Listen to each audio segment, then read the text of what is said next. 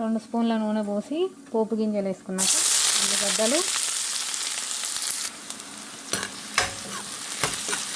ఉల్లిగడ్డలు మంచిగా మగ్గిన తర్వాత మనం ఒక రెబ్బ కరివేపాకు కూడా వేసుకుందాం.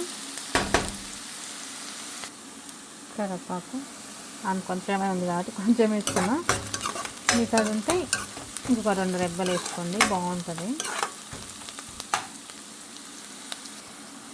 ఇప్పుడు 1 స్పూన్ అల్లం వెల్లిగడ్డ పేస్ట్,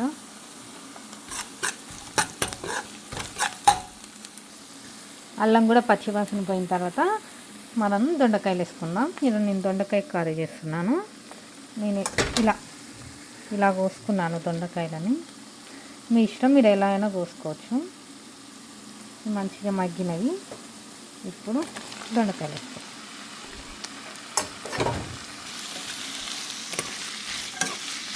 ఇలా అంతా ఒకసారి కలిపేసుకొని ఇప్పుడు కొంచెం పసుపు వేసుకుందాం. చిటికెడు పసుపు వేసుకొని కలిపేసుకుందాం.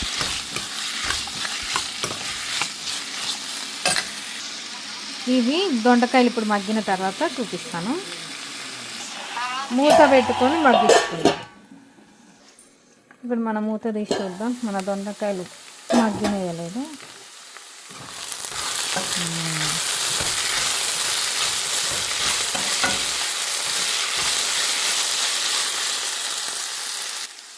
ఇంకొంచెం మగ్గాలి, సో నేను కొంచెం ఉప్పు వేసుకుంటున్నాను మగ్గడానికి. ఇప్పుడు మంచిగా ఒకసారి కలిపేసుకుందాం.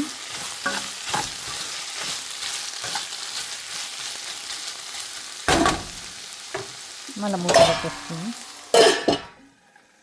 మళ్ళీ ఒకసారి మూత తీసి చూసుకుందామండి, కలుపుకుందాం.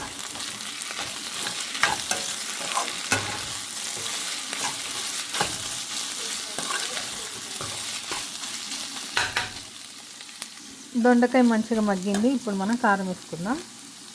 మీ రుచికి తగ్గంత కారం వేసుకోండి. నేనైతే ఒక 2 గంటలు ఈ స్పూన్తో వేసుకుంటున్నాను. మళ్ళీ ఒకసారి మంచిగా కలిపేసుకుందాం. ఇప్పుడు కొంచెం ధనియాల పొడి. కారం కొంచెం మగ్గిన తర్వాత ధనియాల పొడి వేసుకోండి, చాలా బాగుంటుంది.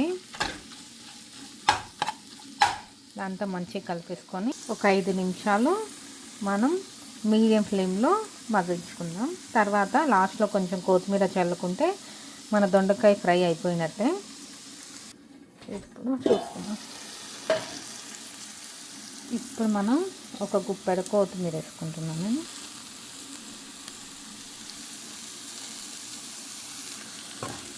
నేను కలిపేసుకుని మంచి వాసన వస్తుంది అసలు మన దొండకాయ. ఇప్పుడు